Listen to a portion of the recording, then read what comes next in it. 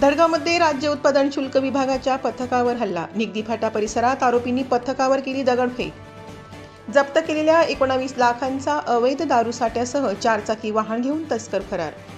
नंदुरबार जिल्ह्यातील धडगाव तालुक्यात अवैध दारूवर कारवाई करण्यासाठी गेलेल्या राज्य उत्पादन शुल्क विभागाच्या पथकावर जमावाने हल्ला केल्याची खळबळजनक घटना घडली आहे. निगदी फाटा परिसरात आरोपींनी पथकावर दगडफेक करत जप्त केलेली दारू आणि वाहन बळजबरीने पळवून नेले. मिळालेल्या माहितीनुसार निरीक्षक राजेश सपकाळ यांच्या पथकाने निगदी शिवारात छापा टाकून 19,40,00,000 रुपये किमतीचा मुद्देमाल जप्त केला होता. यामध्ये विदेशी दारूचे 200 बॉक्स आणि एका पिकअप वाहनाचा समावेश होता.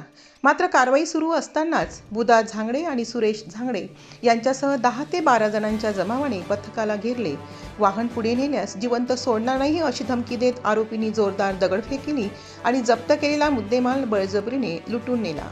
या घटनेमुळे जिल्ह्यात खळबळ उडाली असून शासकीय कर्मचाऱ्यांच्या सुरक्षेचा प्रश्न ऐरणीवर आला आहे. धडगाव पोलीस ठाण्यात आरोपींविरुद्ध विविध कलमान्वये गुन्हा दाखल करण्यात आलेला आहे. आदिवासी जनजागृती न्यूज नंदुरबार. नमस्कार.